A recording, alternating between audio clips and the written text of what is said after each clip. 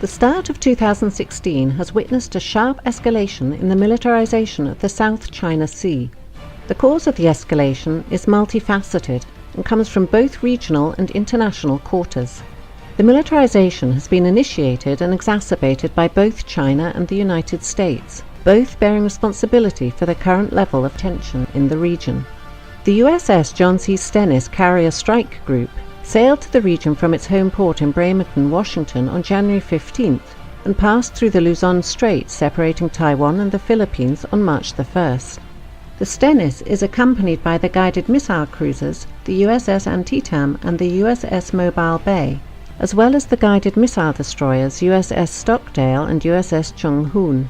The Antietam is based at Yokosuka, Japan, and was ordered off its normal patrol to join the Carrier Strike Group. The 7th Fleet flagship, the USS Blue Ridge, is also in the area, having docked in Manila on March the 4th. Trilateral talks were held on board the Blue Ridge on March the 5th between the US Navy, Japanese Maritime Self-Defense Forces, and the Philippine Navy. The key subject of discussion was how the three nations can work together to confront China in the South China Sea, promote security and stability in the region, and develop future multilateral training and exercises. The current deployment of the Stennis CSG to the region follows the previous deployment of the USS Lamson guided missile destroyer to the Spratly Islands last October, and the USS Curtis Wilbur to the Paracel Islands in late January of this year. The US has also increased surveillance flights over the areas by P-8 Poseidon patrol aircraft, as well as in one case B-52 strategic bombers. The navies of China and Vietnam fought a naval engagement for control of the Paracel Islands in 1974, which resulted in China's de facto control of the islands. China has established a military presence on Woody Island since that time, and has engaged in an extensive expansion of the base in recent years. Woody Island now has an extensive military airbase with a number of newly built hangars and munition storage buildings. In February, satellite surveillance revealed the deployment of 2 batteries of HQ-9 surface-to-air missile launchers, as well as supporting vehicles such as an engagement radar and the Type 305B ASAR acquisition radar on the northern end of the island. Last November, China announced the deployment of J-11 fighters to Woody Island. As land reclamation and building efforts on the part of the Chinese continue at Fiery Cross Reef and Mischief Reef in the Spratly Islands, with no signs of slowing down in the immediate future, it will be interesting to see if the US Navy increases the size and tempo of future patrols in the area. With the Royal Australian Navy taking delivery of its second Canberra-class LHD, HMAS Adelaide, on December 4th of last year, and the first of 2 Makassar-class LPD vessels built by Indonesia for the Philippine Navy, the BRP Tarlac launched on January 17th of this year, the US Navy may soon be bolstered by more powerful regional navies in future patrols. The Prime Minister of Japan, Shinzo Abe, announced in November of last year his willingness to have the Japanese Maritime Self-Defense Forces join the US Navy in patrols of the South China Sea. Australian P-3 Orion Maritime Patrol aircraft are currently flying freedom of navigation missions in the region. It was reported just days ago on March the 9th that the United States and Australia were negotiating the basing of more US strategic bombers, including the supersonic B-1 and aerial tankers, at Australian bases on a rotational basis. The aircraft would be based at Tyndall and Darwin in northern Australia. They would complement US B-52 strategic bombers already based at Darwin on a similar rotation. As the brinkmanship continues, with no signs of either China or the United States backing down, the chances of a military confrontation in the South China Sea, whether calculated or accidental, continue to grow with each passing day.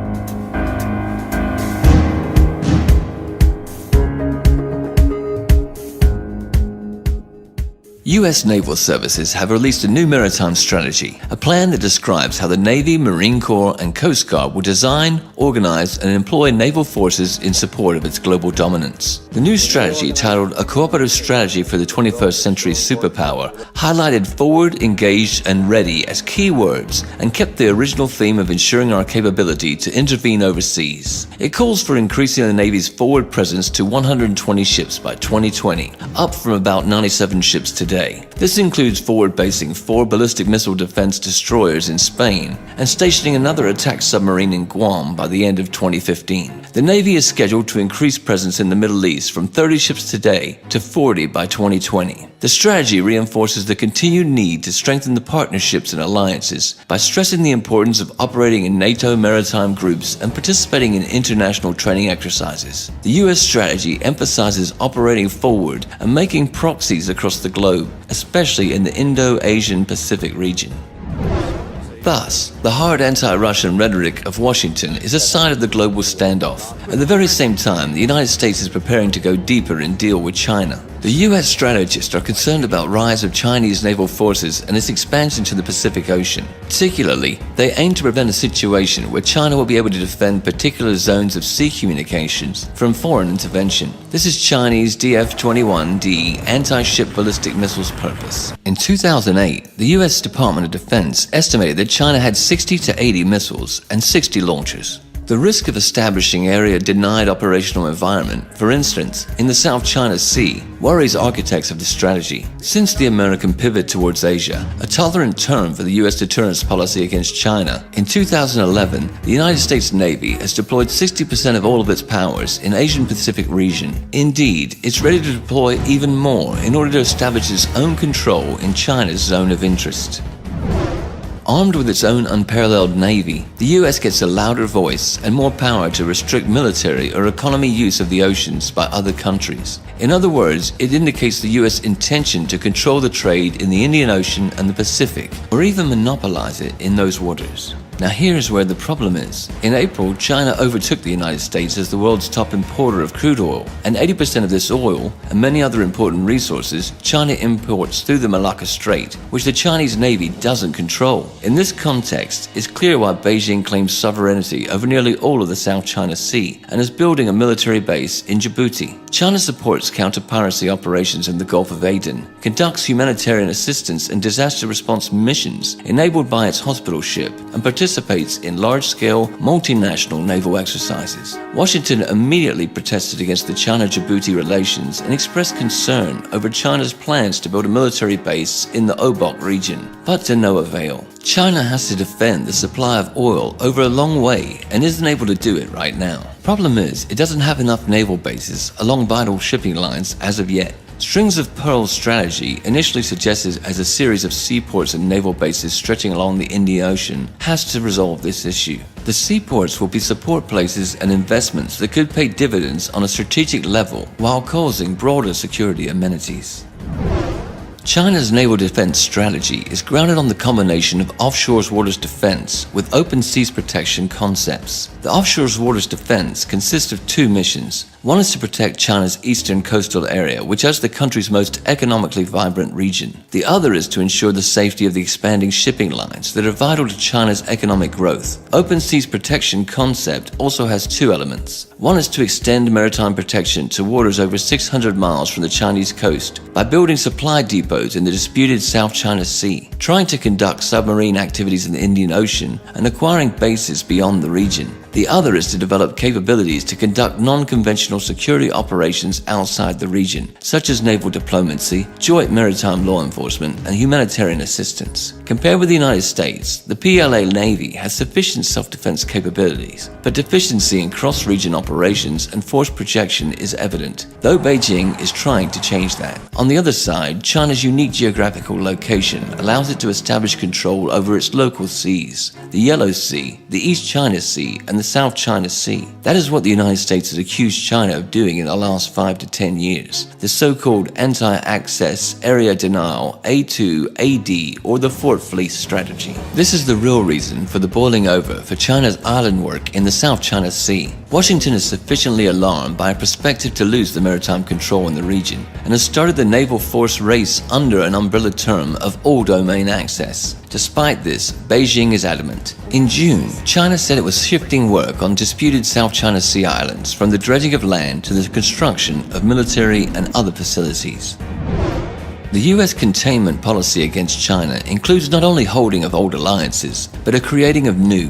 In the recent strategy, Washington pledges to strengthen cooperation with 6 long-standing allies: Australia, Japan, New Zealand, the Philippines, the Republic of Korea, and Thailand, and also lists 8 new partners: Bangladesh, Brunei, India, Indonesia, Malaysia, Micronesia, Pakistan, Singapore, Vietnam. With help of its Asian allies, the US are going to seal off the PLA Navy in South China Sea and prevent its moving into operational space. Further, Washington's diplomatic rhetoric over the long-standing allies, shared strategic interests, and cooperation in Asia, in fact, is aimed at establishing a coalition against China. Despite the fact that the US official strategy is ignoring the Taiwan issue, the island may easily become a flashpoint of ongoing confrontation, and the Western media machine has already set the ground for it. On July 22nd, US magazine, The Diplomat, reported that the People's Liberation Army's soldiers were seen running towards a building that bears a striking resemblance to the Japanese-built presidential office in Taipei.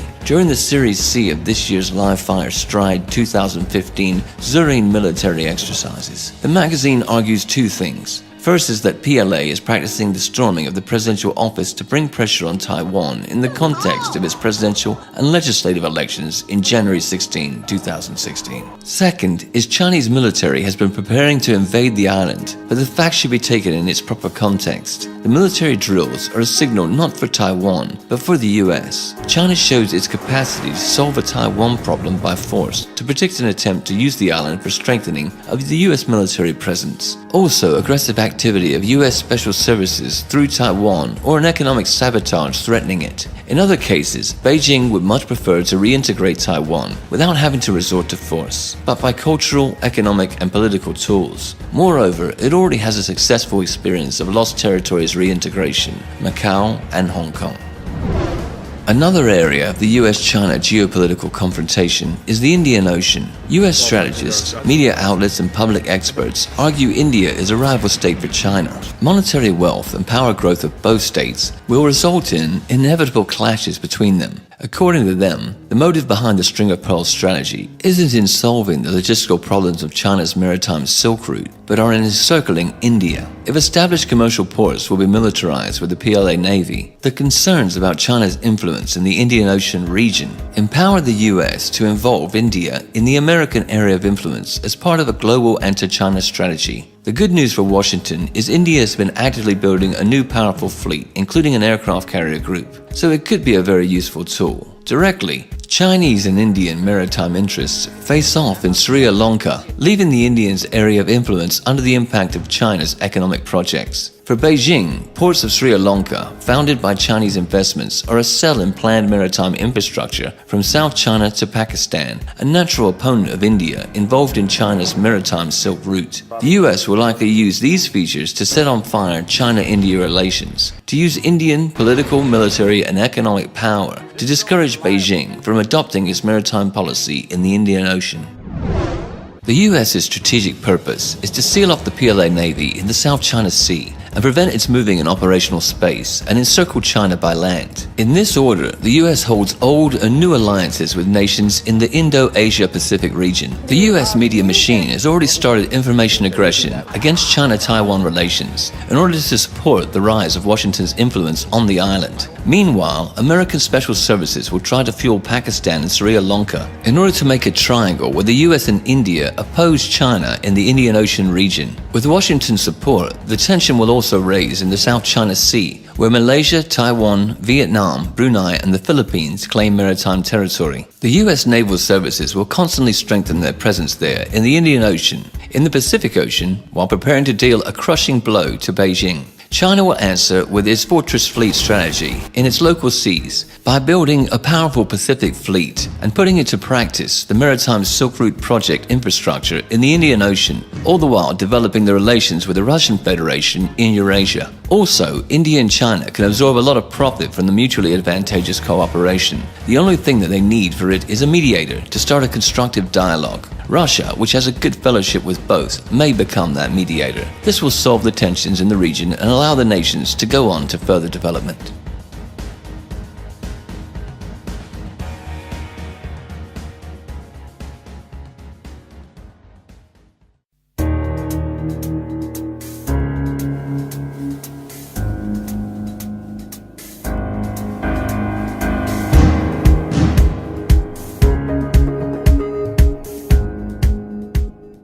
After months of mounting rhetorical war, the United States has conducted a patrol through the South China Sea.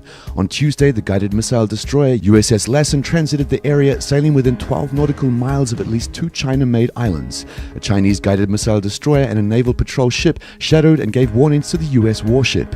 Then Chinese Vice Foreign Minister Yang Zhesu summoned US Ambassador Max Baucus, lodging serious representations and expressing strong discontent over a US warship patrol. Beijing's attitude was that the US threatened China's sovereignty and security interests. In turn, Washington has demonstrated with this action that it rejects China's claim that the built islands mark Chinese territorial waters.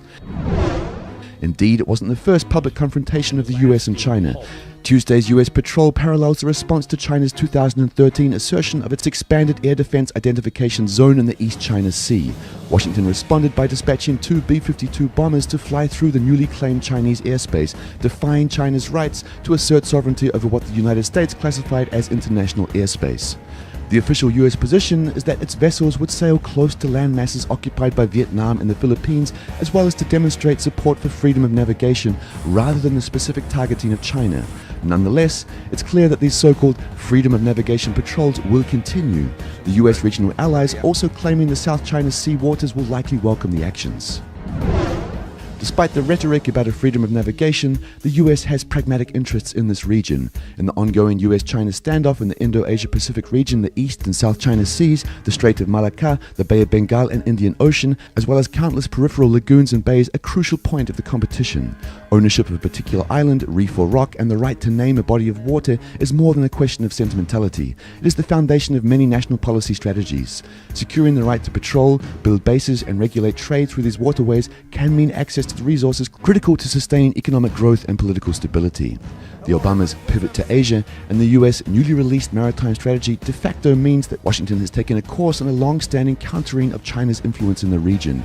A core but often unstated component of the US national strategy is to maintain global superiority at sea. By controlling the seas, the United States is able to deploy military power and to control the movement of goods worldwide. China's maritime strategy aimed to defend its eastern coastal area and crucial maritime routes in the Indian Ocean challenges the American approach. China has already stated continued incursions will lead to more concrete responses. The question now is one of the next steps. It's likely that neither side with contrary maritime interests will find the answer to avoid a crisis even if they did want to do this. Furthermore, they have domestic and international reasons not to step back from their contradictory positions. In the Indo-Asia-Pacific region, the US has been rapidly building political, economic and military alliances to balance the raise of China's economic and military power. Beijing can't ignore this fact. Thus, both sides systematically move to a situation making possible a confrontation. But firstly, the tensions should escalate into crisis in the South China Sea.